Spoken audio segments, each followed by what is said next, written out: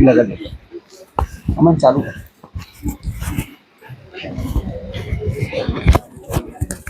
सुनील भाई हो गया। गुरु पूर्णिमा के पवित्र उत्सव पर आप सबको ओशो की तरफ से हार्दिक शुभकामनाएं और बधाई। और इस सभा में आप लोगों के पधारने के लिए मेरी तरफ से बहुत बहुत धन्यवाद।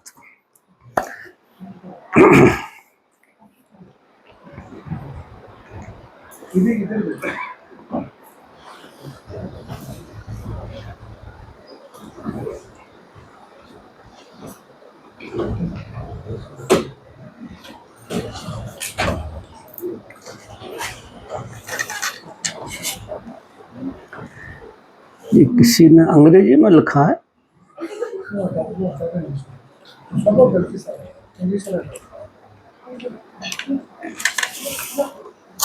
थोड़ी हिंदी कर लो यार।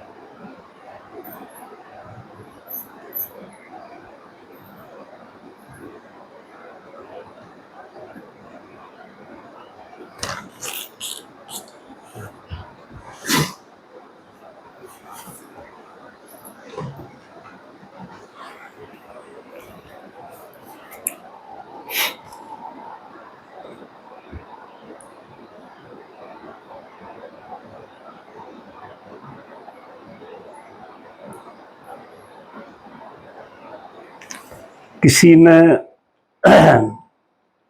ऐसा प्रश्न पूछा है,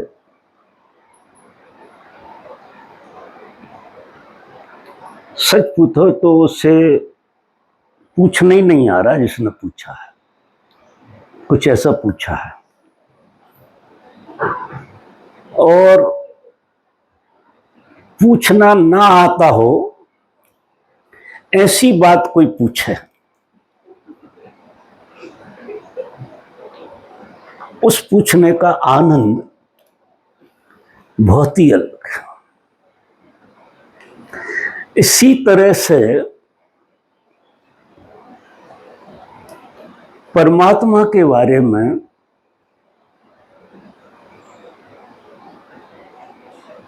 आज तक जितने महापुरुष हुए हैं उन्होंने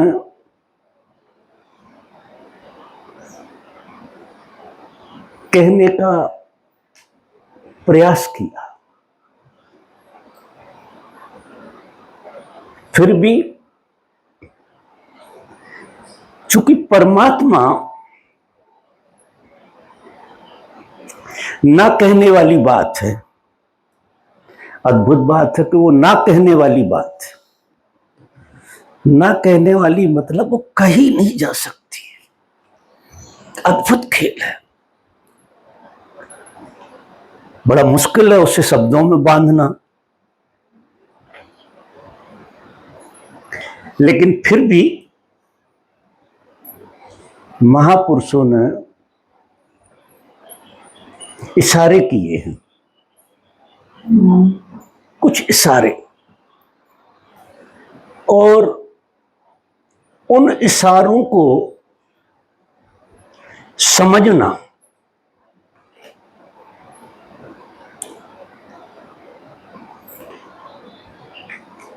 मेरे ख्याल से संसार में बिल्कुल फंसा हुआ आदमी हो तो वो इशारे गलत तरह से समझ में आते हैं। महापुरुषों ने प्रयास बहुत किया है, सारे उपनिषदों ने कुछ कहने की बात कही है। अपन रोज सुनते हैं नानक साहब जो कह रहे हैं वो ना कहने वाली बात ही कह रहे हैं, क्योंकि कहना तो पड़ेगी।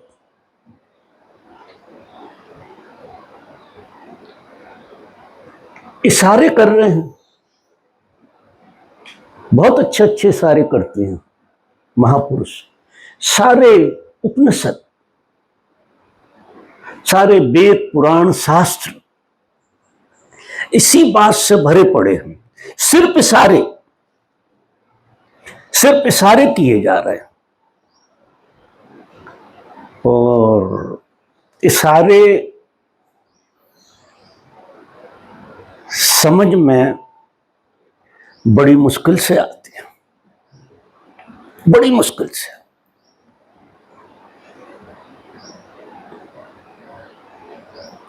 इसलिए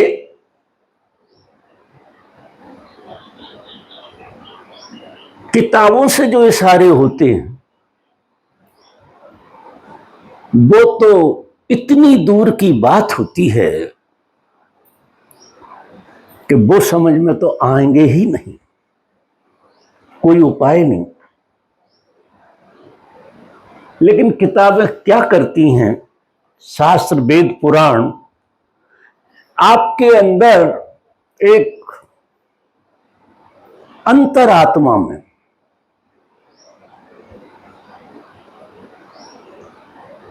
एक अनचाही प्यास जगा देते हैं। शास्त्र समझ में तो शास्त्रों से कुछ नहीं आता, लेकिन एक अनचाही प्यास मनुष्य के भीतर पैदा कर देते हैं। और वो प्यास क्या करती है, आपको खोज में डाल देती है कि आप कुछ खोजने लगते हैं। पता आपको बिल्कुल नहीं है, इशारा किताबों से मिला है, स्पष्ट कुछ भी नहीं है। फिर भी कुछ प्रतिभावान लोग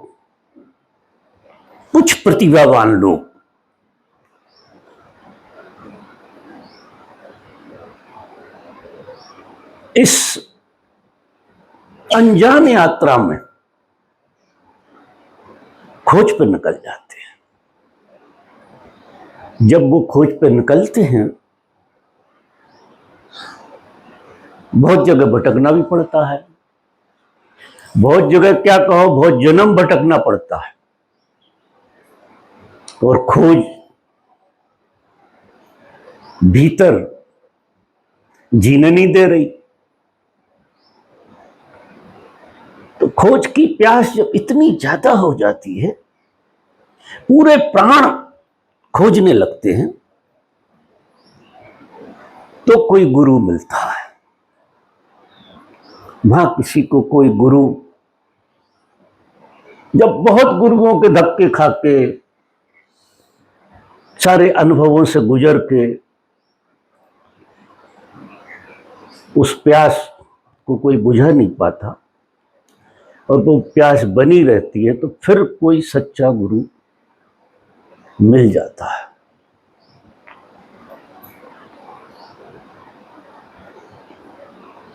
आज हम सब बहुत सौभाग्यशाली हैं, बहुत। न जाने कितने जन्मों के कर्म, न जाने कितने जन्मों के पुण्य हमारे जागे हैं, और हम जिस व्यक्ति के बारे में कुछ नहीं जानते उस व्यक्ति के प्रेम में पड़ गए, उसके प्रेम में पड़ जाते हैं। हम उसके बारे में सच पूछो तो कुछ नहीं जानते कि वो इतनी बेबूझ पहेली है कि खुली आंख से और बुद्धि से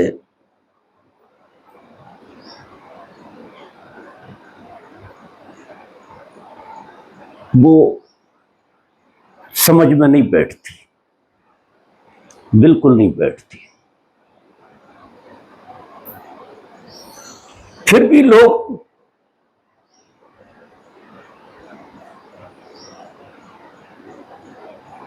चूंकि खोज गहरी है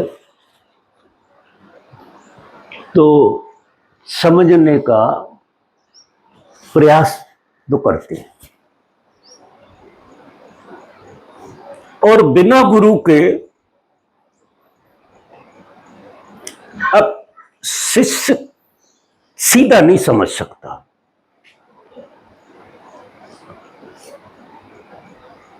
जब वो किसी के प्रेम में पड़ जाए, प्रेम एक ऐसी घटना है जिसमें बुद्धि का, मन का कोई रोल नहीं है। ना तो वहां बुद्धि काम करेगी, क्योंकि बुद्धि गणित को जीती है। अगर बुद्धि से देखेंगे तो आप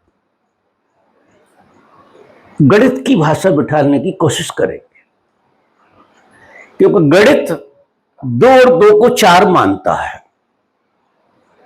और हृदय की जो आंख है आपके पास एक आंख है, अद्भुत आंख। ये हम इस आंख को लेके जन्म से पैदा हुए, हमारा जन्म इस आंख के साथ हुआ है, लेकिन उस आंख का कभी उपयोग ही नहीं हुआ, जरूरत नहीं पड़ी, क्योंकि जैसे ही जन्म हुआ तो हमको एक नकली आंख मिल गई जन्म से, और हम उस नकली आंख से जीने के इतने आदी हो गए,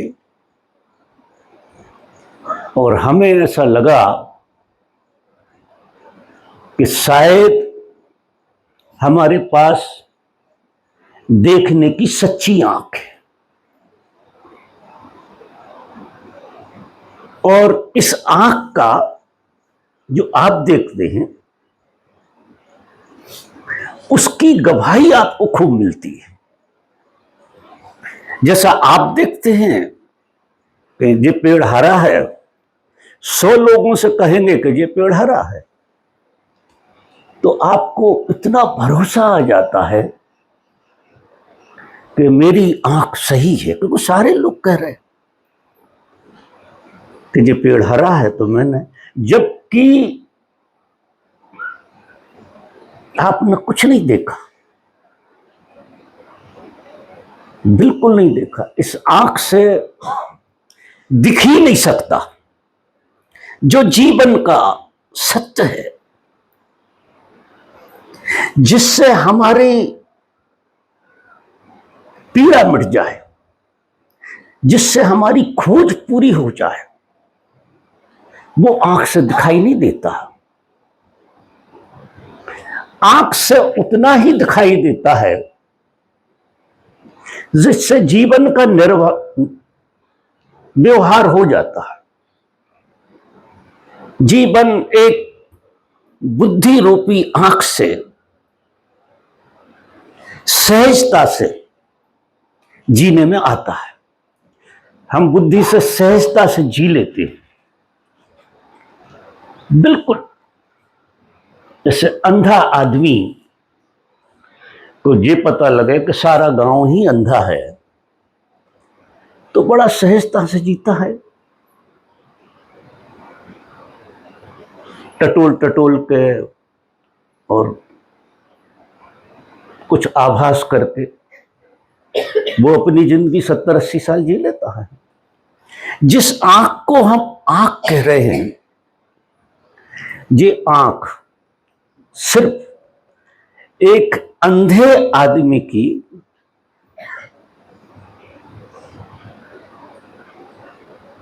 भाव दशा है, ये आंख है ही नहीं। तो पहली तो बात मित्रों,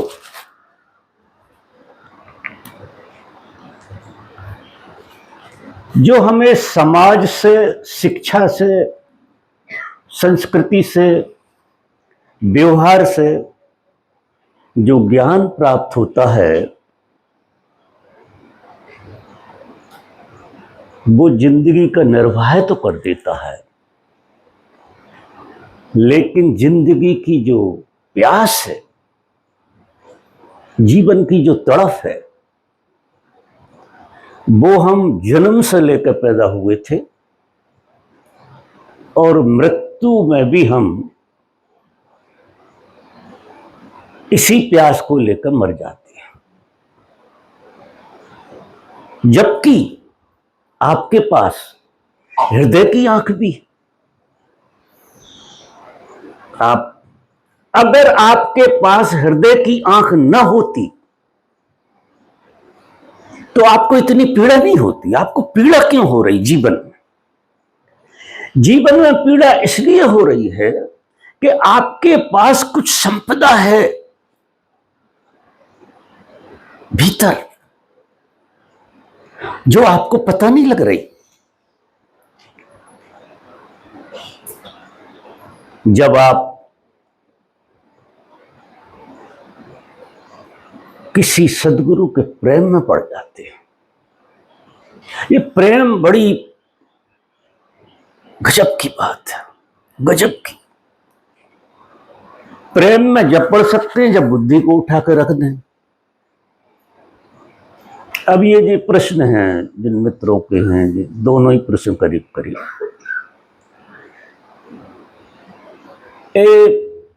दूसरा प्रश्न कुछ मिक्स है, कुछ हृदय से है, कुछ बुद्धि से है।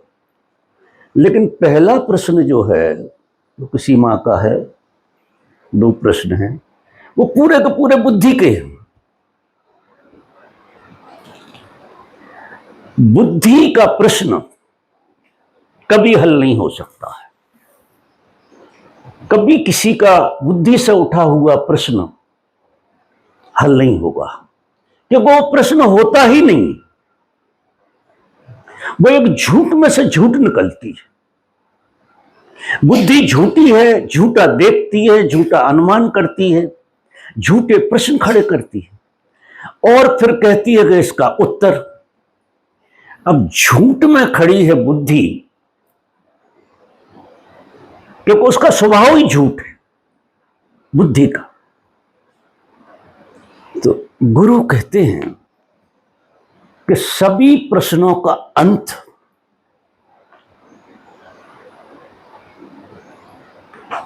आत्मा की उपलब्धि से जाएगा। सभी प्रश्न जितने मनुष्य जाति में हैं, सारे प्रश्नों का एक साथ हल आपकी जो हृदय की आंख है, उसी को आत्मा कहते हैं, वो आपको खुल जाए तो सारे प्रश्न विदा हो जाते हैं। फिर किसी प्रश्न की कोई चर्चा कोई करेगा ही नहीं।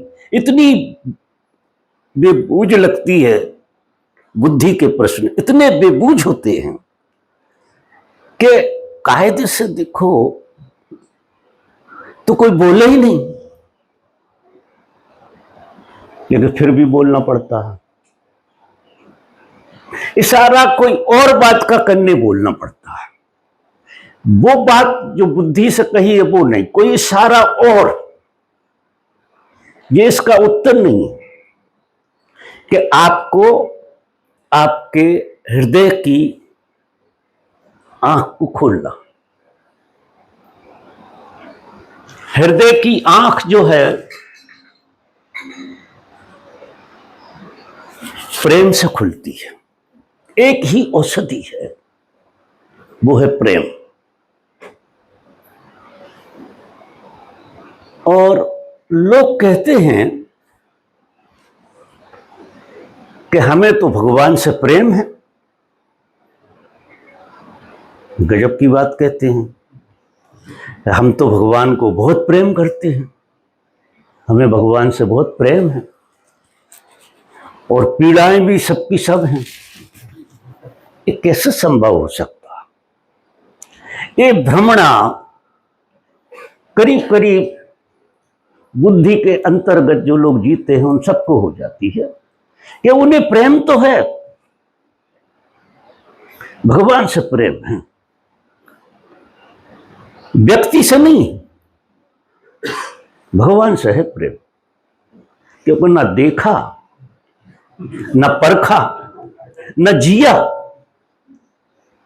व्यक्ति से प्रेम घटेगा तो देखना होगा, परखना होगा, जीना होगा, और संकट खड़ा हो जाएगा, प्रेम प्रेम सब विदा हो जाएगा।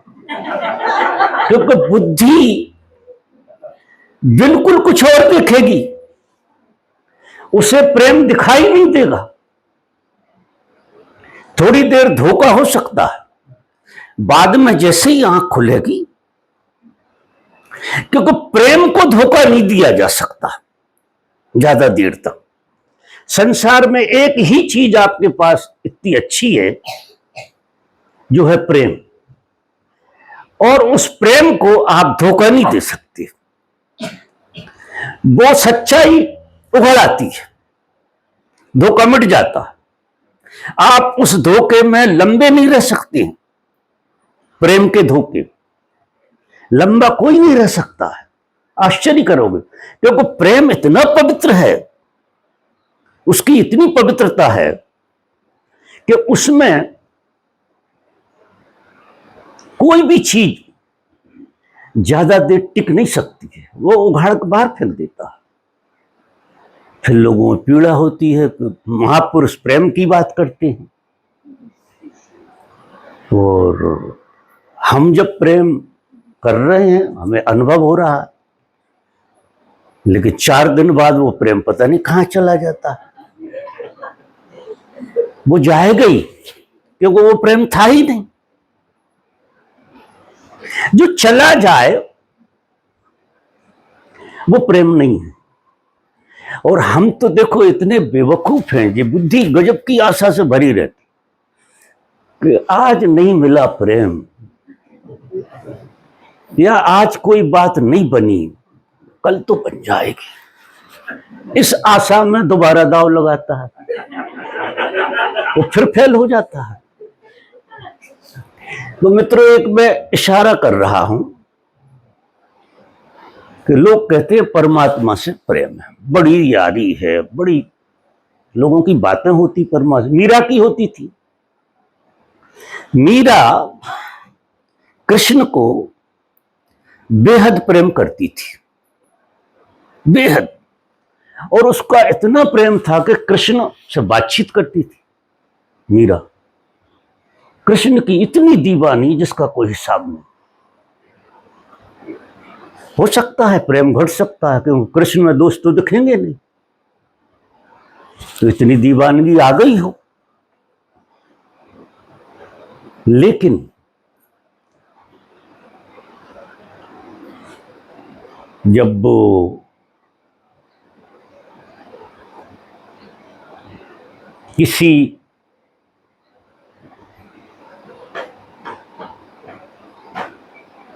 जगह से गुजर रही थी, तो वहां कोई मित्र जो पहुंचे हुए साधु थे, संत थे, और वे लेक्चर में कह रहे थे कि भगवान कृष्ण जो है परमात्मा नहीं है। परमात्मा तो कोई और चीज है। मीरा घबरा गई, पूरी उलझन में पड़ गई कि भगवान कृष्ण परमात्मा नहीं है, ऐसा जी संत कह रहा है। तो इतनी पीड़ा हो गई उसे, और दूसरे दिन एकांत में उन साधु से मिलने पहुंची कि आप कहते हैं कि भगवान कृष्ण नहीं है, परमात्मा तो कृष्ण से भी ऊपर है।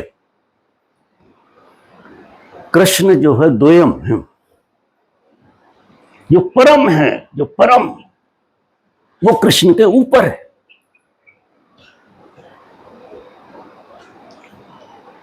कृष्ण तो उसकी महिमा गाने वाले हैं,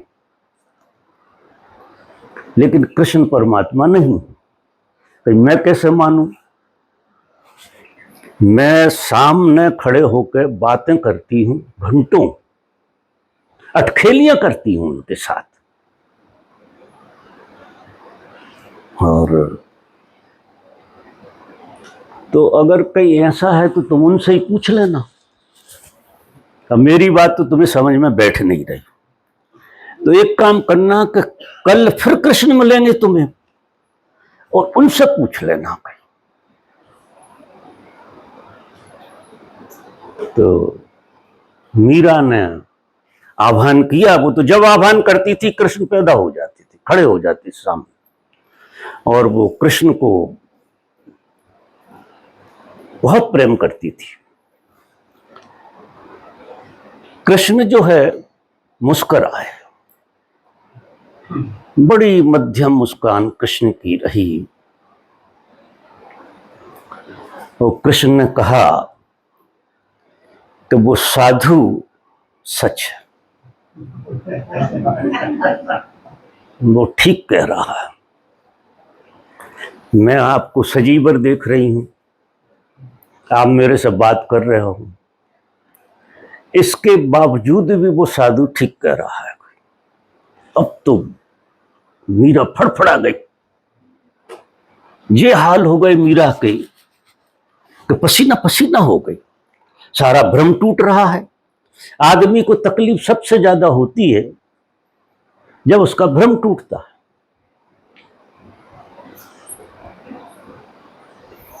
तो अब आप बताओ कहीं, आपसे ऊपर कौन है, आपसे ज्यादा कौन बता सकता है? आप बता दो मुझे उनका पता, मैं उनके प्रेम में पड़ जाती हूं। कृष्ण कहने लगे, मुझसे नहीं होगा ये, मुझसे नहीं होने वाला। जिस साधु ने ये बात कही थी तो उसके प्रेम में पड़ जा, उस साधु से पूछ कि कृष्ण से ऊपर कौन है। वो साधु तुझे, जो कृष्ण के भी, मेरे ऊपर भी परमात्मा जो है, उससे जोड़ देगा। मीरा बहुत व्यथित और परेशान, और उस साधु के पास पहुंची।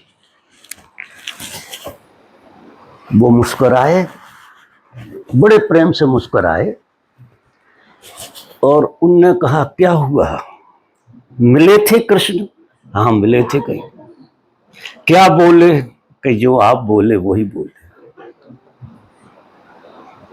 तो कहीं आप मेरा मार्गदर्शन करें, कहीं मेरा मार्गदर्शन आप कीजिए।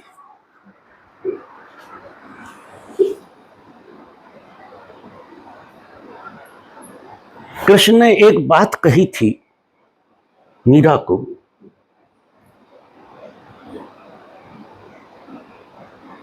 कोई देहधारी जो इस शरीर में हो और उसको जानता हो, वो तेरे काम आएगा। देहधारी हो, शरीर में हो और उस सत्य को जानता हो जो मेरे ऊपर है। मैं तेरे काम में नहीं आऊंगा क्योंकि मैं देहधारी नहीं हूं, मेरी कोई देह नहीं, और चूंकि मेरी देह नहीं है तो तुझे चैलेंज नहीं, तो मुझसे तू नहीं जान पाएगी। तो तू किसी देहधारी को ढूंढ ले। मीरा ने उनके पास पहुंची, उनसे कहा तो अब आप बताओ मैं कहां जाऊं, आप बता दो। तो वो कहने लगे मैं भी नहीं बता सकता। तो कौन बताएगा? कहीं वो बहुत अलग गांव का नाम बताया, वहां एक साधु रहते हैं, वो पक्का तेरे को बता देंगे पता।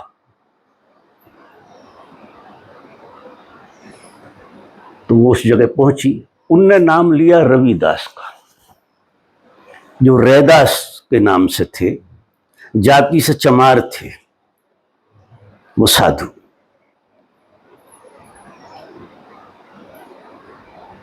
मीरा उन साधु के पास पहुंची तो उनका तबेला चल रहा, वही काम चल रहा, वो चमड़े की गंध आ रही और वो अपना जूता बनाने का काम करते थे।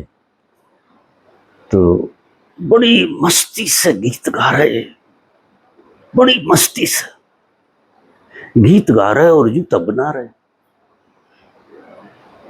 मीरा ने देखा कि यहां भेजा है,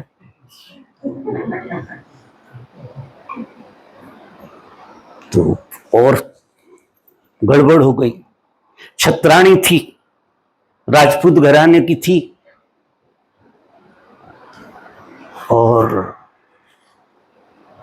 चमार से दीक्षित होना पड़ेगा। उस साधु ने, कृष्ण ने कहा था कि किसी देहधारी से दीक्षित होना पड़ेगा तुझे। देहधारी जब तक तुझे दीक्षा नहीं देगा, दीक्षा देने का मतलब वो स्वीकार ले तुझे, पूर्ण रूप से तुझे स्वीकारेगा, तो तेरा कल्याण होगा। पहले तो शक पकाई, लेकिन सूरदास की जो मस्ती थी, सूरदास का जो काम करने का ढंग था, वो इतना गहरा प्रेम से भरा हुआ था। वो जूता नहीं बनाते थे, वो तो राम को ही जूता बनाते थे, वो तो परमात्मा के इंस्ट्रूमेंट थे, परमात्मा का ही काम करते थे। तो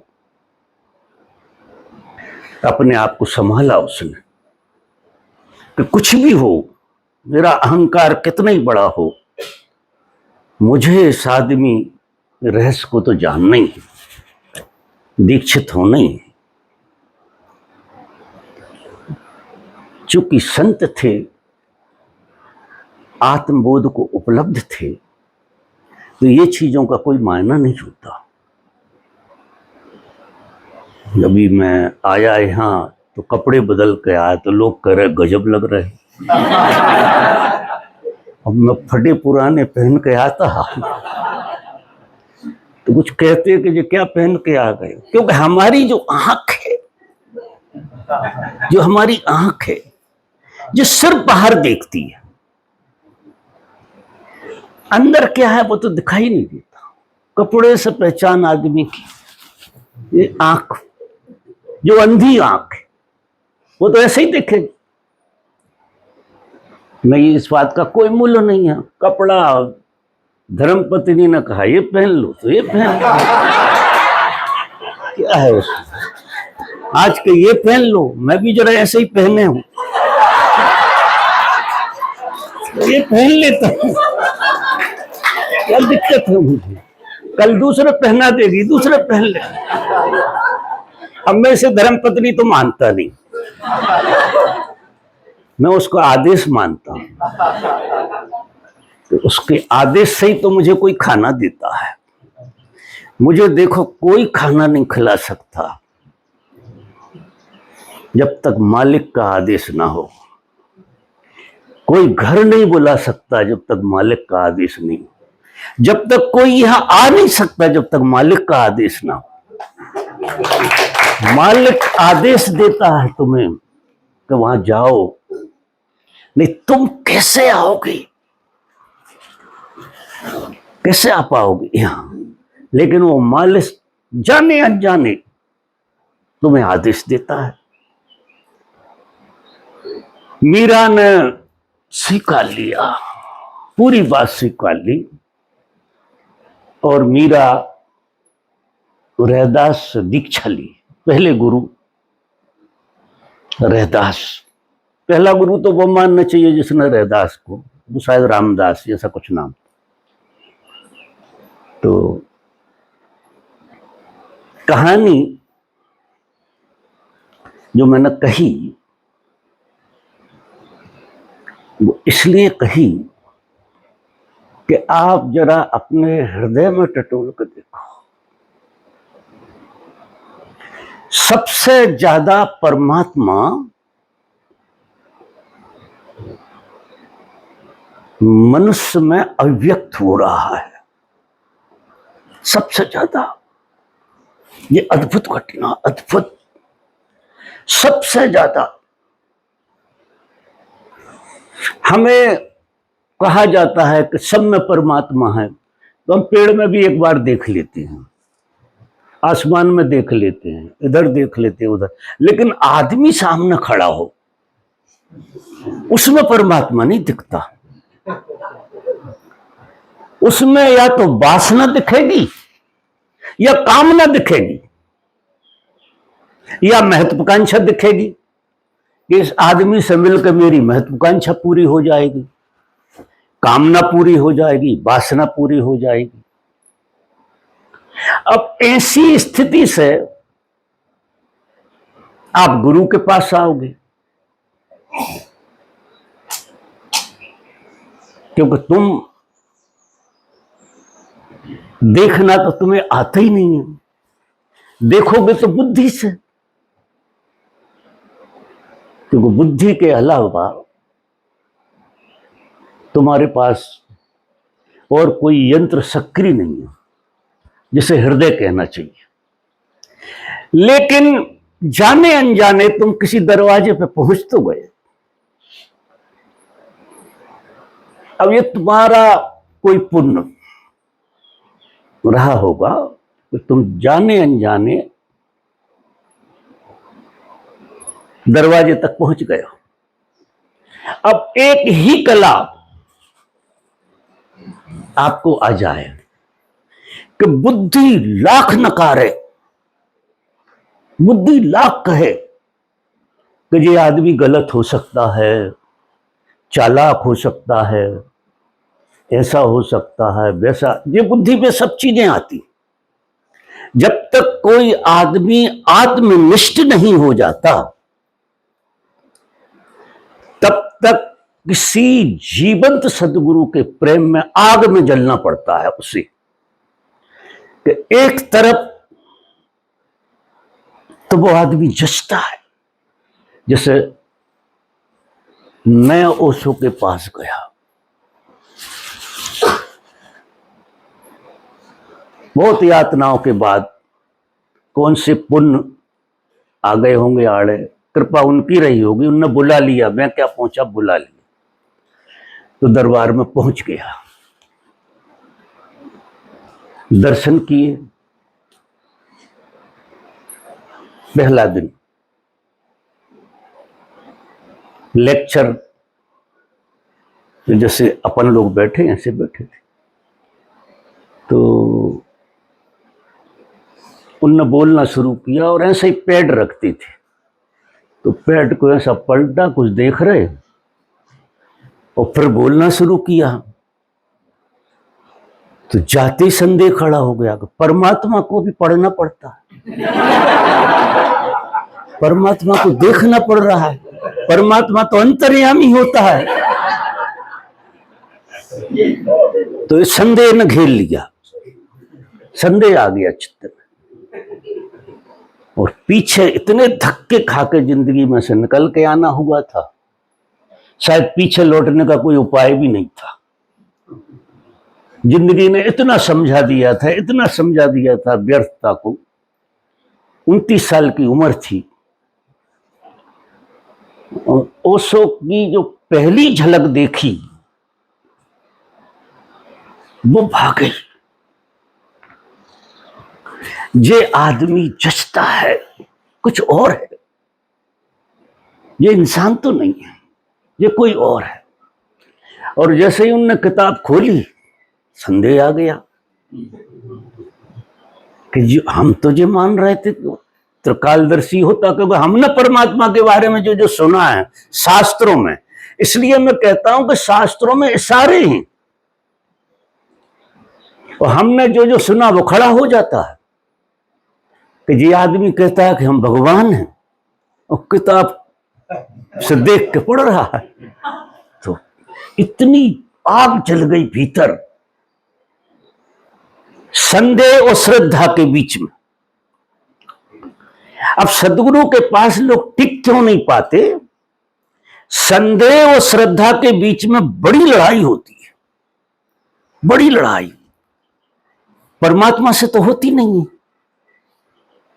क्योंकि परमात्मा में दुर्गुण तुम देख ही नहीं सकती। पहली बात तो तुम्हें दिखाई भी नहीं देगा, और कभी कभार कोई कल्पना में खड़ा होकर दिखाई भी दे, तो कल्पना में तुम जिस परमात्मा को बनाओगे वो इतना सुंदर बना दोगे कि उसमें गड़बड़ कहीं दिखेगी ही नहीं, क्योंकि तुम्हारी कल्पना का बनाया हुआ है वो। तो उसमें अब जे कल्पना से नहीं बना, जे हकीकत में बैठा आदमी, तो संदेह जगेगा आपको निश्चित। 100 में से 99 लोग भाग जाते हैं। मजा देखो, 100 में से 99 लोग भाग जाते हैं। कभी कभी ऐसी लोग ऐसी हरकत करते हैं,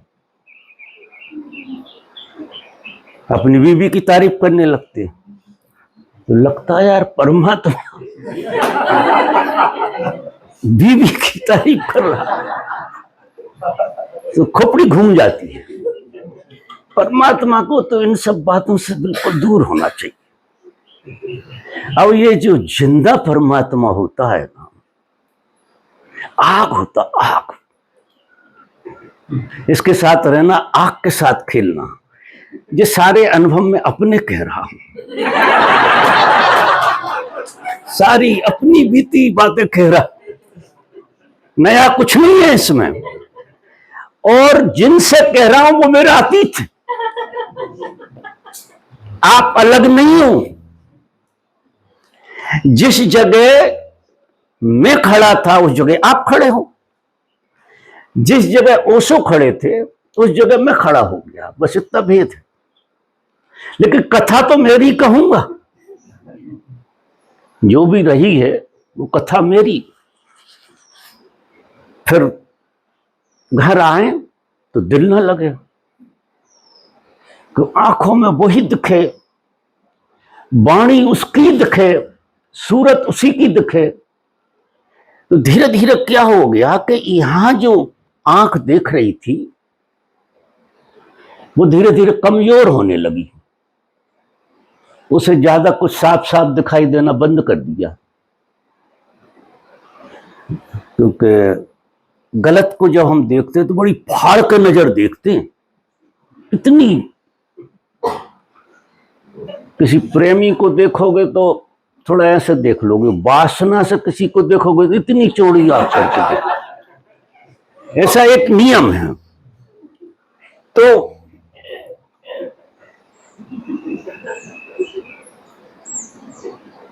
उस आंख से 13 महीना जीना पड़ा, 13 महीना। अब उसमें संकल्प क्या रहा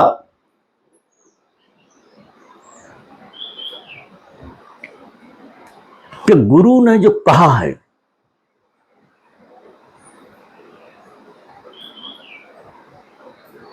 मंत्र मूलम गुरु वाक्यम, गुरु जो बोलता है उसमें शब्द जागा होता है। जिस तरह से संसार में बोला जाता है वो तो बेहोशी में बोला जाता है, और गुरु बोलता है जागा हुआ शब्द। जब शब्द जागता है तो वो शब्द परमात्मा का रूप धारण कर लेता है, वो मंत्र बन जाता है। वो मंत्र जो है किसी ने ठीक से सुना तो ये तय हो गया कि नरक में जाएं, आग में जाएं, कहीं भी जाएं, लेकिन इस आदमी का साथ नहीं छोड़ना। और उनने भी नहीं छोड़ा। वो बेटा जाओ, कहां जाते हो, कहीं भी जाए, भागने का बहुत मन, उल्टी सीधी जगह पे घुसने का बड़ा मन, लेकिन कोई ऊर्जा कान पकड़ के फिर ले आए, फिर खींच लाए उसी तरफ। ऐसा खेल, अद्भुत अद्भुत खेल, बड़ा मजा रहा। आज तो सब घटना का साक्षी हूं मैं, और वो घटना गुजर रही थी।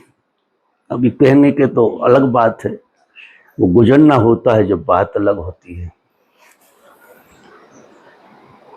फिर धीरे धीरे धीरे धीरे धीरे धीरे धीरे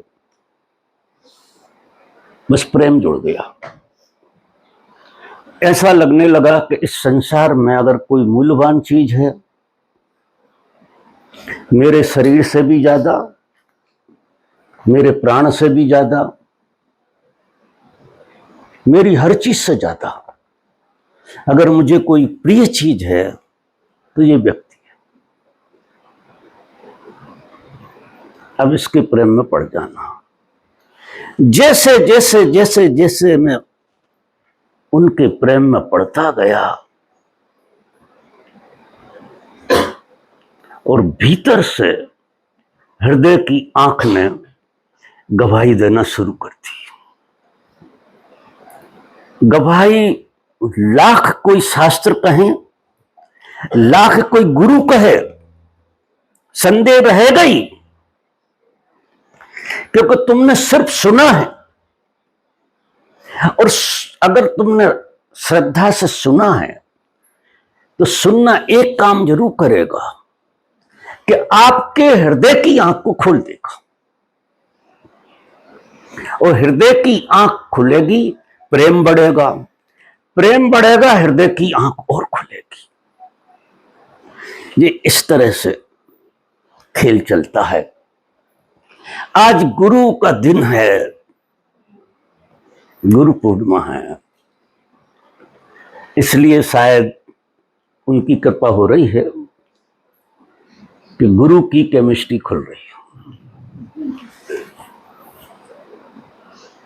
एक तो प्रेम में पड़ जाए कोई,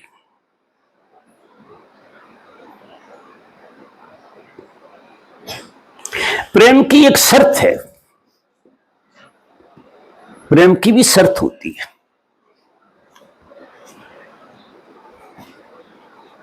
समस्त बुराइयों के साथ हमारी आंखें समस्त बुराइयां देख रही हैं, और समस्त बुराइयों के बाद भी हमें किसी से प्रेम घटे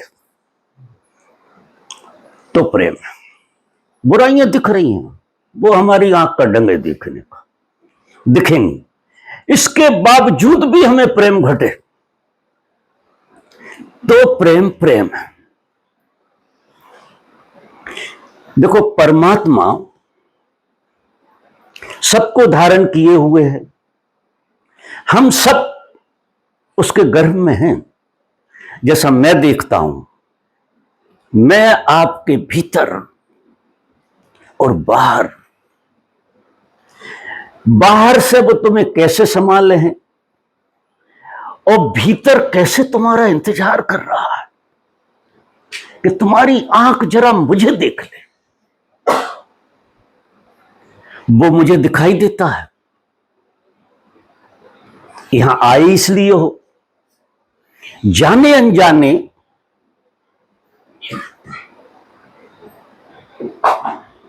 कोई परमात्मा की योजना चल रही है। तो जब परमात्मा इस धरती पे जितनी बुरी अच्छी चीजें हैं, सांप है, बिच्छू है, दुनिया भर की चीजें हैं, विषैले जहरीले कीड़े मकोड़े, गधे घोड़े आदमी, सबको एक साथ प्रेम करता है, सबको एक साथ, क्योंकि परमात्मा प्रेम का दूसरा नाम है। वो प्रेम ही नहीं करता, वो धारण करता है। अब बिच्छू में बिच्छू होकर वो धारण किए हुए, वो चींटी में चींटी होकर धारण किए हुए, उसका प्रेम, क्योंकि वो तो प्रेम है और उसी के प्रेम के कारण ये पूरा ब्रह्मांड चल रहा है। ये ब्रह्मांड का जो संचार हो रहा है और हमारा भी संचार हो रहा है, ये बस समझना कि रोटी बूटी खाने से होता। रोटी कहां से आती? ढूंढो रोटी, रोटी को ढूंढने जाओगे तो धरती से जुड़ जाओगे, धरती की गहराई में चले जाओगे, धरती की गहराई में घुसोगे तो आसमान में चले जाओगे। धरती आसमान पर टिकी हुई है, शून्य पर टिकी हुई है, और जब तुम आसमान की गहराई में चले जाओगे तो बाद में तुम्हें पता लगेगा कि सब कुछ परमात्मा पर टिका हुआ है। यहां कोई किसी पर नहीं टिका, यहां सब कुछ परमात्मा पर, रोटी भी परमात्मा पर टिकी है, इसलिए तो परमात्मा तक आ जाती है। यहां हर चीज परमात्मा पर टिकी हुई है, आप आश्चर्य करें। इसलिए चिंता फिक्र की बात तो शायद मनुष्य को करना ही नहीं चाहिए।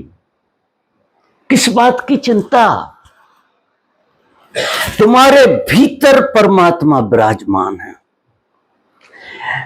तुम परमात्मा के गर्भ में हो, बाहर भी तुम्हें पकड़े हुए हैं, भीतर भी तुम्हें छू रहा है, और तुम चिंता कर रहे हो छोटी छोटी बातों की। भरोसा जब आएगा जब गुरु की वाणी पर काम करना शुरू करोगे। वो कहते ध्यान करो। सारे उपनिषद शास्त्र वेद पुराण कहते हैं कि शब्द से सत्य को नहीं जाना जा सकता, शब्द से आप सत्य को नहीं जान सकते हो, क्योंकि शब्द जो है आपको झूठ से जोड़ता है। जो शब्द आपका है वो झूठ से आपसे निकल रहा है और झूठ का व्यवहार करता है। तुम किसी को कहते हो कि मैं तुम्हें प्रेम करता हूं, यह भी झूठ का व्यवहार है। या तुम कहते हो कि मैं किसी को घृणा करता हूं, यह भी झूठ का व्यवहार है। ये दोनों ही झूठ है, प्रेम भी झूठ है और घृणा भी झूठ है। शब्द से, विचार से सिर्फ आपको भ्रमणा पैदा होगी।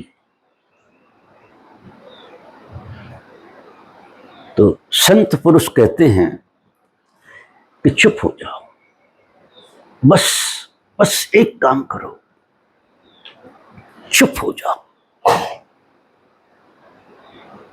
मौन हो जाओ। मौन होने से चेतना मन के द्वारा जो बाहर बहती थी विचारों के द्वारा, वो बंद हो जाएगी, क्योंकि वाहन नहीं है तो कहां से जाएगी। वाहन ही हटा दिया आपने। शब्द जो है विचार बन जाते हैं, विचार शब्द बन जाते हैं, वे एक दूसरे के पूरक। विचार शब्द से ज्यादा सूक्ष्म है। विचार पर सीधा काम नहीं किया जा सकता है। तो संत कहते हैं कि शब्द बंद कर दो, पहले तो करो बोलना बंद, बिल्कुल बोलना बंद कर दो। थोड़ा मैंने अभी 21 दिन का प्रयोग कराया था, शायद 1 या 2 लोग, ईमानदारी से तो बड़ा मुश्किल है। 21 दिन का मौन जो था उसमें हम सबको उपलब्ध हो जाना था, क्योंकि मौन तो जैसे ही तुम होगे तुम आत्मा में पहुंच जाओगे। अगर 100% मौन आप में उतर गया, आपकी जिब बुद्धि की आंख आपकी काम करना बंद कर देगी और आपके हृदय की आंख खुल जाएगी और आपको घटेगा प्रेम, सबसे प्रेम, एक से नहीं। जिसकी आंख में देखोगे लगेगा परमात्मा ही देख रहा है, कोई है ही नहीं यहां। क्योंकि प्रेम सिर्फ परमात्मा से हो सकता है। अगर लगता है कि कोई और है, अगर लगता है कि ये स्त्री है तो प्रेम नहीं हो सकता है। अगर लगता है कि ये पुरुष है, अगर ये लगता है कि ये कुत्ता है तो प्रेम नहीं हो सकता। प्रेम तो होगा परमात्मा से। मान्यता वाली बात नहीं, होगा, अभी नहीं है ये ईमानदारी की बात। तो फिर मौन हो जाओ। तरकीब यह है कि चुप, बिल्कुल चुप्पी। चुप्पी में तकलीफें होंगी, क्योंकि आदमी चुप्पी में उसका व्यक्तित्व मर जाता है, वो आदमी मरता है। जिस जीवन को तुम जीवन समझ रहे हो झूठा, वो जीवन तुम्हारा वाणी पे, देखने पे, इंद्रियों पे निर्भर है, पूरा का पूरा, पूरा इंद्रियों पे निर्भर है। और 5 इंद्रिय झूठ की खबर देती हैं। कान भी झूठ की खबर देते, आंख भी झूठ की खबर देती है, वाणी भी झूठ की खबर देती है। क्योंकि जो मूल प्रकृति है हमारी, वो जड़ से नष्ट नहीं हो सकती है जब तक हम 5 इंद्रियों में मौन ना हो जाएं। बड़ा मुश्किल काम है 5 में होना, 1 में हो, सरल है। 1 में जब होगे तो उसका जो स्वाद बनेगा, तुम्हारी जब हृदय की आंख खुलेगी तो अपने आप दूसरी इंद्री में भी आप मौन हो जाओगे। दूसरी इंद्री में जब मौन होगे तो आप सुनने में मौन होगे, कान में मौन हो जाओगे, आपको कोई कुछ बोलता रहे सुनाई नहीं देता। ऐसा अभी तो होंठ हिला दिए तो भी तुमने समझ लिया कि यही कह रहा होगा, ऐसा सुन लेते। तो कान में मौन हो गए, आंख में हो गए, फिर स्पर्श में भी मौन हो जाओगे, सुगंध में भी मौन हो जाओगे, आप पूरे मौन हो जाओगे। लेकिन एक इंद्री से शुरू करना। और मुझे सबसे ज्यादा खतरनाक जो इंद्री लगती है, ये काम हम वासना कहीं नहीं लगती। ये तो कोई भी साध सकता है, क्रोध को साध सकता है, लोभ को साध सकता है। बहुत सारे साधे बैठे हुए, लंगोट लगा, बहुत बैठे हैं। सबसे खतरनाक बोलना, सबसे ज्यादा हमें बाहर फेंकता है, ये इंद्री सबसे ज्यादा सक्रिय। और बोलने के साथ ही एक ही इंद्री काम कर रही है, जो भोजन, जो रस हम लेते हैं, उस रस के साथ हमारी ऊर्जा बाहर फेंक जाती है। तीखा खाते हो, पता नहीं क्या क्या खाते हो, तो भी पता नहीं है तुम्हारी ऊर्जा कितनी व्यर्थ जाती है उसमें। तो अब शुरू करोगे मौन से। तो जैसे ही तुम बस मौन हो जाओ, मैं आपसे निवेदन करता हूं, सिर्फ मौन हो जाओ। पहले तुम नाटक करोगे मौन होने का, जो मैं जानता हूं, हड़फड़ाहट होगी बहुत, लेकिन संकल्प और गुरु की वाणी का आदर। तुम अपने से मौन नहीं हो सकते, गुरु ने कहा है तो मौन हो जाओ, तो बात खत्म हो गई। फिर बचा क्या? गुरु ने कहा और आपने माना। तो जैसे ही आप मौन होंगे, कुछ हिस्सा आपका हृदय का, तंत्री जग जाएगी आपकी। और जब ये मौन का स्वाद आपको, यानी बोलना तुम्हारे लिए उपद्रव हो जाए, कि बोलना हो ही नहीं पा रहा, चाहे के भी नहीं हो पा रहा, ऐसी स्थिति जब आएगी, तो आपका हृदय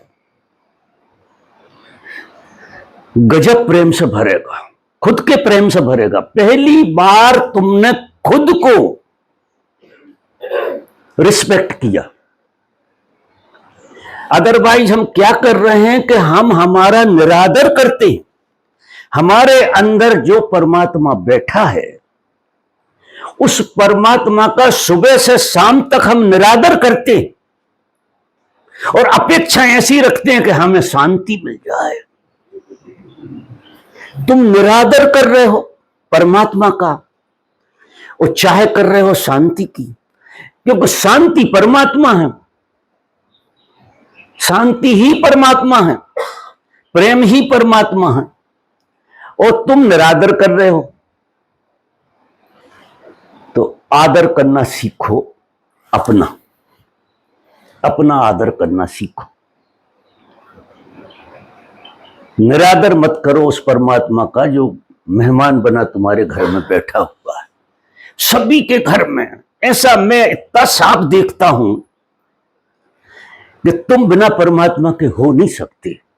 तुम चाहे जितने आड़े टेढ़े हो, डाकू हो, चोर हो, उपद्रवी हो, झूठे हो, पाखंडी हो, लेकिन इसके बावजूद ही परमात्मा तुम्हें धारण की है। उसे लेना ही देना नहीं है इन बातों से, कुछ लेना देना नहीं है। वो तुम्हारे अंदर विराजमान है।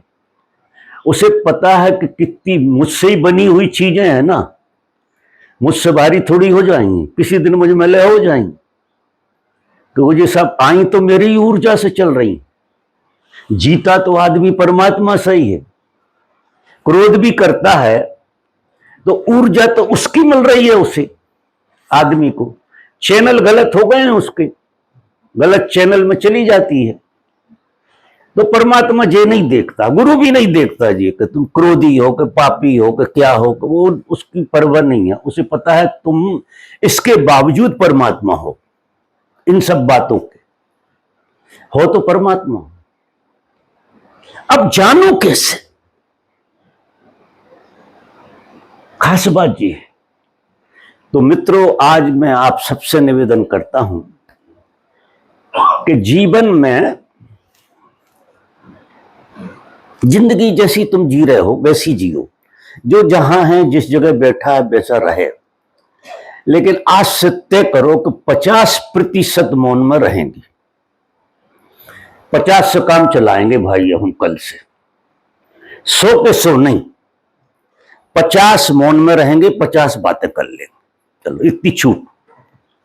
फिर 50 में थोड़ा सा मजा आने लगेगा तो मैं कहूंगा अब 60, फिर 70, धीरे धीरे फिर 80।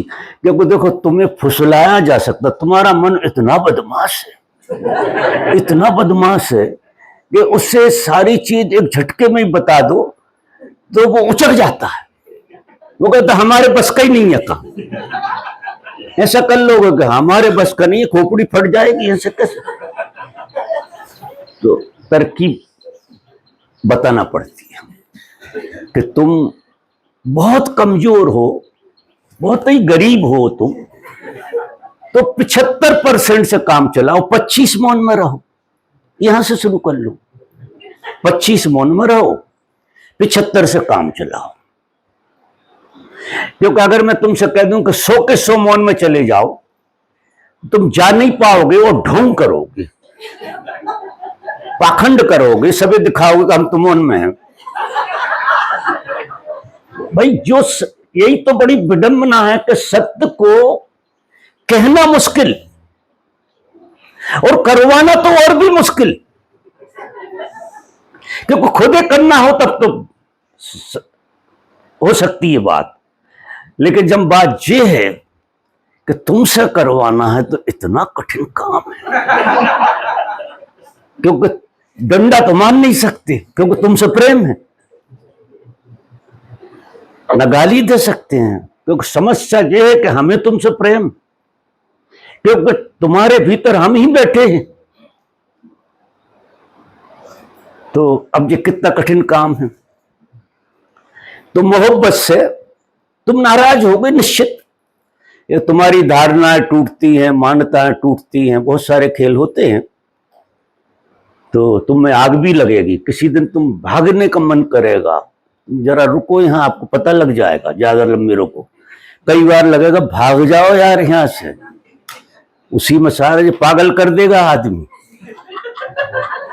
ऐसा संदेह आएगा और तुम भाग जाओ। ये मुझे तो नहीं आया था, इतना वहां तक नहीं गया था मैं, जब वो पास था तो मैंने कहा ये आदमी मार डालेगा, तो मैंने कहा मार डाले, क्योंकि एक रहस्य है इसका कि जैसे जैसे तुम अपनी इंद्रियों के प्रति जागृत होगे, जैसे मौन में, सुनने में, स्पर्श में, देखने में, वैसे वैसे एक चीज पकड़ेगी तुमको, और वो ये पकड़ेगी कि तुम डेड होना अनुभव करोगे, मुर्दा।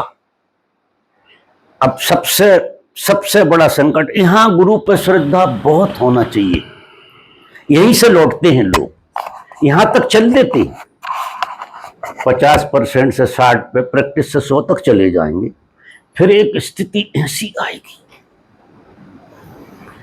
जब तुम्हारे अंदर कोई शब्द नहीं चल रहा होगा, कोई विचार नहीं आ रहे होंगे, तो पहले जो अनुभव होगा वो मुर्दा होने का होगा। ऐसे हो जाओगे जैसे तुम मुर्दा हो गए हो। यहां से भागता है आदमी कि भाग जाओ। अब इस जगह पे गुरु पे भरोसा, ये परमात्मा ये काम करने वाला नहीं है, धंधे में वो फंसा ही नहीं, उसने तो सब में व्यापक हो गया और सबसे कहा ढूंढो मुझे, खेल खेल रहा, ढूंढो मुझे। निश्चित हम ढूंढ रहे हैं, तो हम काय में ढूंढ रहे हैं, पैसों में या औरतों में या आदमियों में या पद में या ढूंढ तो रहे हैं, क्योंकि भेजा उसने है ढूंढने, दिशा गलत में ढूंढ रहे हो। हमारा काम क्या है कि ढूंढने का तो ख्याल है तुम्हें कि कुछ ढूंढ रहे हो, ये तो तुम्हें पक्का पता है कि तुम कुछ ढूंढ तो रहे हो, लेकिन गलत चीज में ढूंढ रहे हो। तो फिर आपको मोड़ दिया, अगर आप मुड़ गए कभी भाग से, मौन हो गए, तो एक डेडनेस आएगी थोड़ी देर के लिए, ज्यादा देर नहीं टिकेगी, क्योंकि जीवन के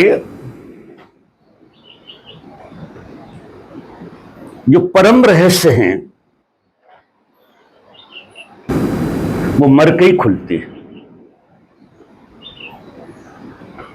जब तक तुम मर ना जाओ तब तक जीवन का जो परम रहस्य वो तुम्हारे अंदर, जो आत्मा है तुम्हारी, वो प्रकट नहीं हो पाती। उसका कारण कि इंद्रियां तुम्हें बाहर इतना भरोसा दिलाती रहती हैं कि धन कमा लो, 10-20 करोड़ रुपया इकट्ठे करके ऐश करेंगे और खड़े भाई और नंगे के नंगे 20 करोड़ कमा के भी हमारे पास आते हैं लोग, और हम उनको उतने ही नंगे देखते जितना ठेला वाला नंगा होता है। हमें हंसी आती, इतना शर्म किया ही काहे को, नंगे तो वहीं खड़े हो। थोड़े से कपड़े पहन लिए हैं तो नंगे ही, कपड़ों से जो लगता है कहाँ नंगे है, कपड़े पहना है। और जो सिलक बिलक के पहन लिए तो लगता नंगे तो बिल्कुल नहीं है, जबकि है नंगे ही। तो जब तक आपको आपके भीतर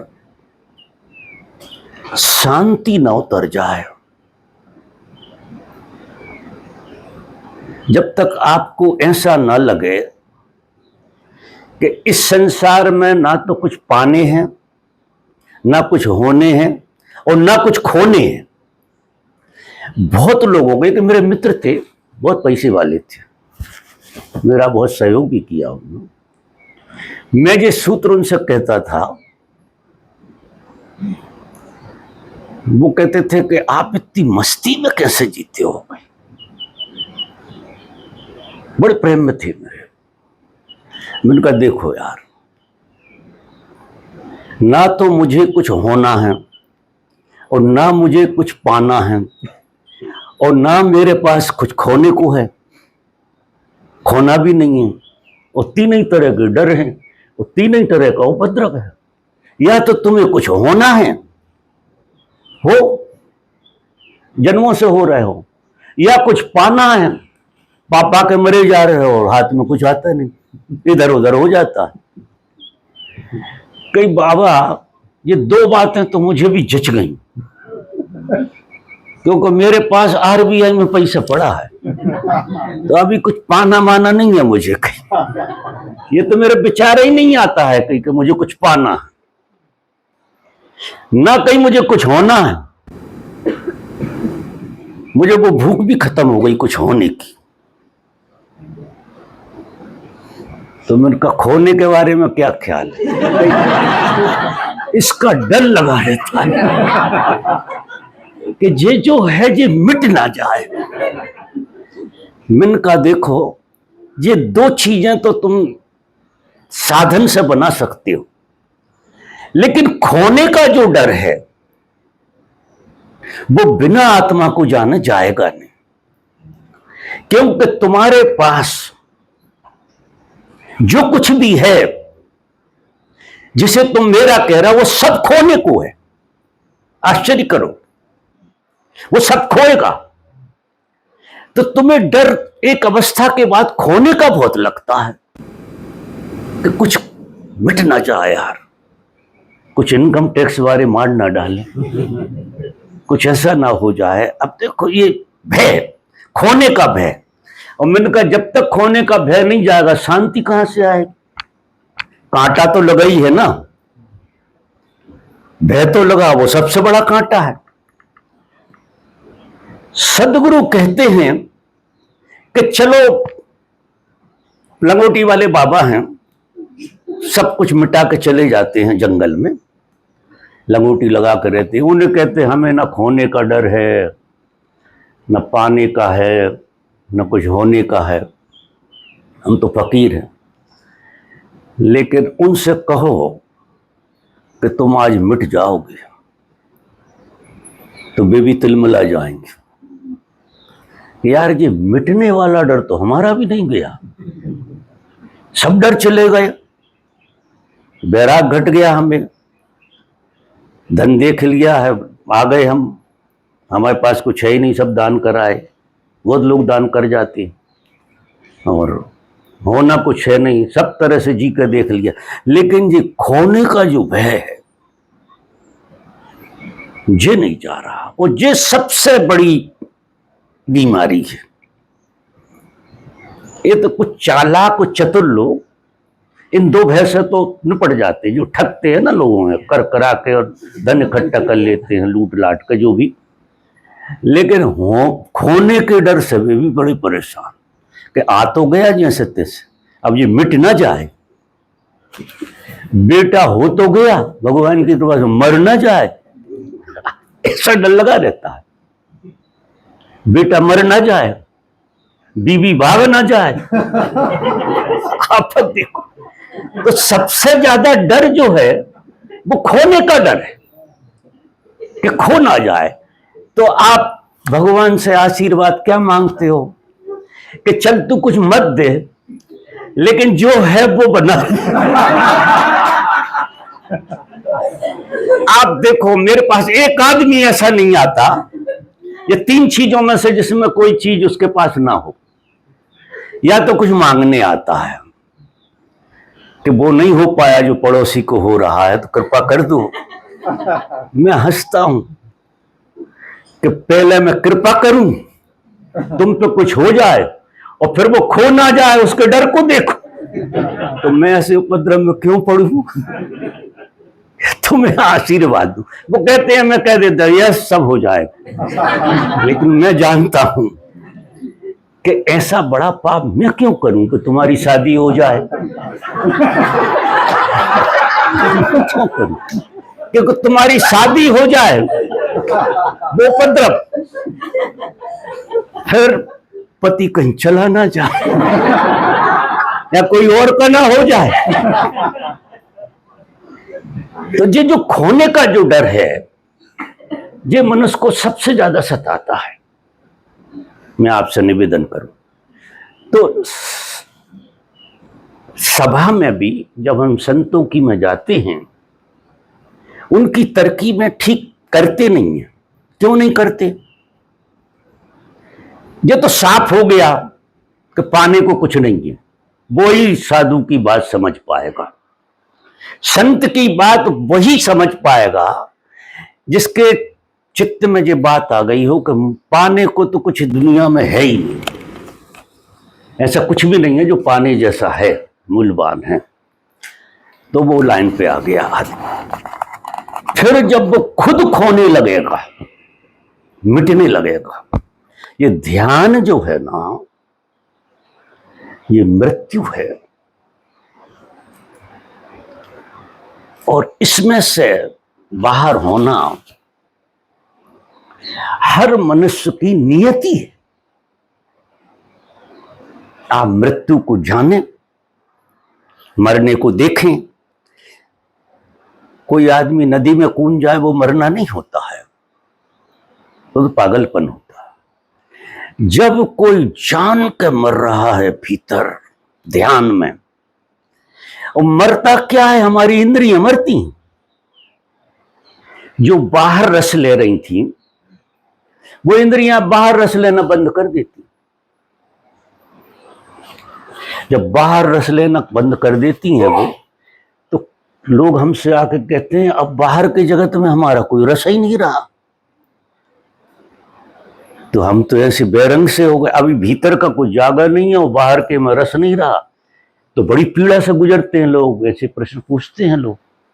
तो बाहर तो हम बेरंग हो गए, जैसे हमें कोई चीज छू ही नहीं रही बाहर। मैं कहता हूं धैर्य रखो, ये कृपा हुई है आपके ऊपर।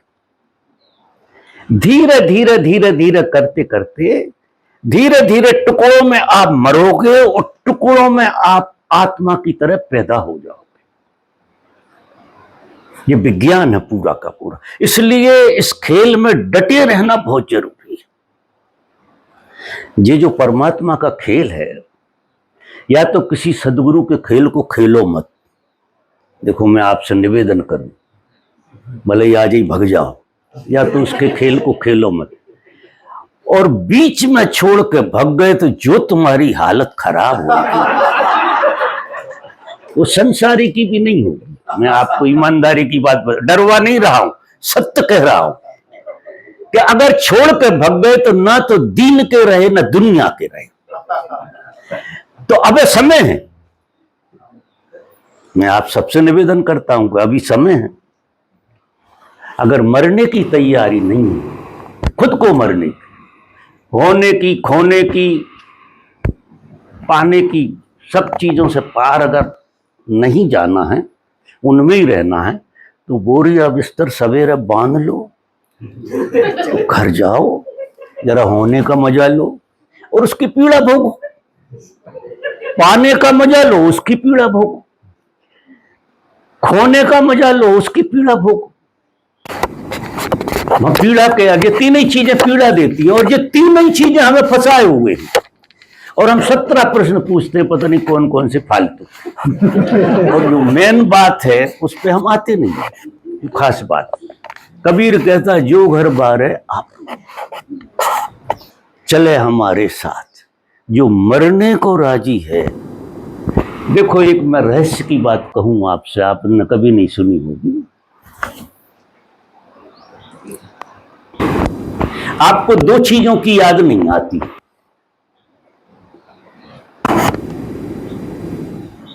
एक मौत की याद नहीं आती। आप कभी मौत को याद करते ही नहीं, मौत ना आ जाए से याद करते हो। लेकिन मौत को कोई ने याद किया है क्या? मौत को किसी ने याद नहीं किया। और एक परमात्मा की याद नहीं आती। मजा देखो, ये दो चीजों की आपको याद नहीं आती। परमात्मा की किसी को याद नहीं आती, और मौत की किसी को याद नहीं आती। कारण है उसका, ना तो मौत का अस्तित्व है। आप मेरी बात गहरे से समझना, ना तो मौत का अस्तित्व है तो याद कहां से आएगी तुम्हें? जिस चीज का अस्तित्व ही नहीं है, उस चीज की तुम्हें याद कैसे आ सकती है? और न परमात्मा का अस्तित्व है। परमात्मा ऐसी अद्भुत चीज है कि उसका कोई एग्जिस्टेंस नहीं है, और उसकी वजह से जो सारा एग्जिस्टेंस है, उसी की वजह से जो सारा एग्जिस्टेंस है।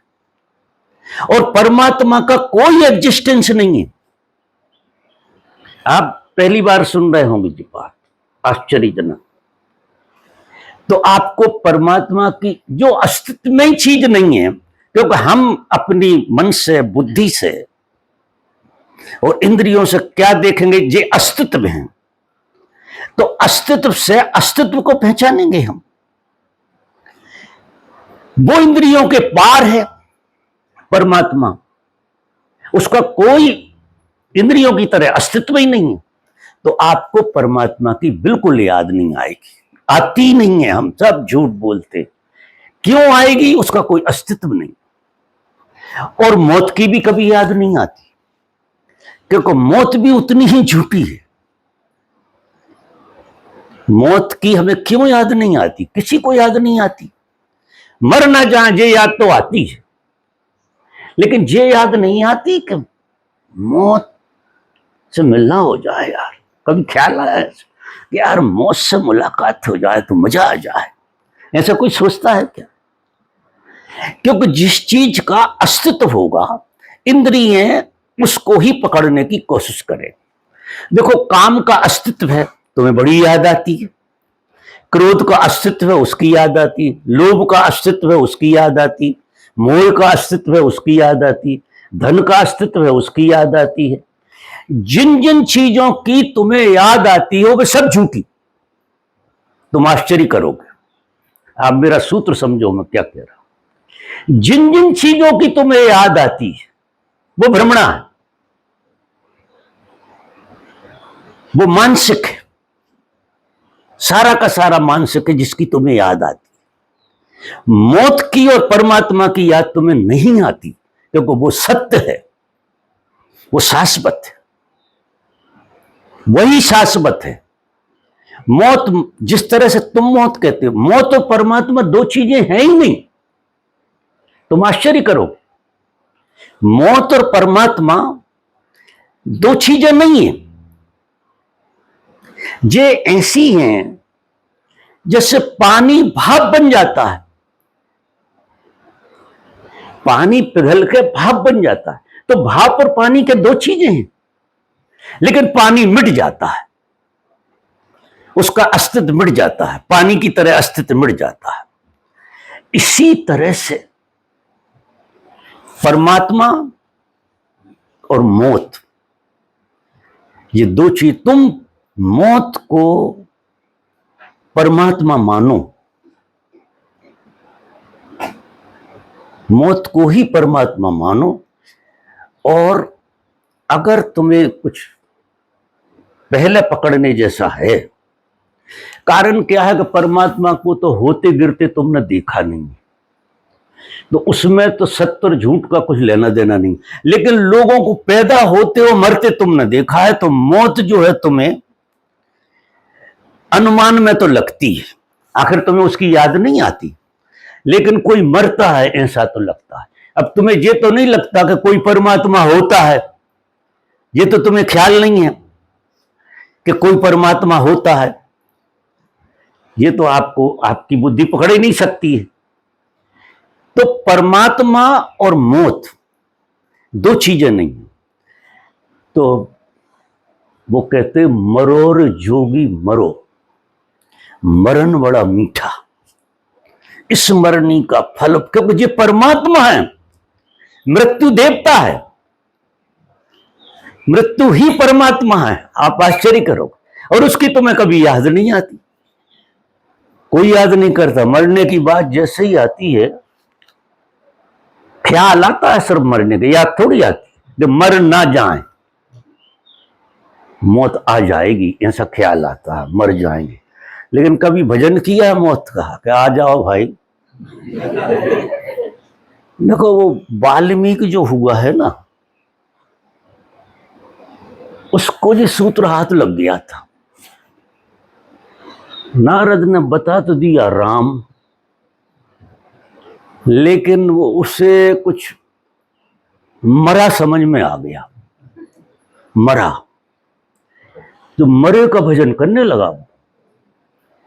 और आप आश्चर्य करोगे, मरा मरा मरा मरा कहते कहते कहते वो राम को उपलब्ध हो गया, क्योंकि मरा का उल्टा राम है, राम का उल्टा मरा है। तो राम और मरा दो चीजें नहीं है।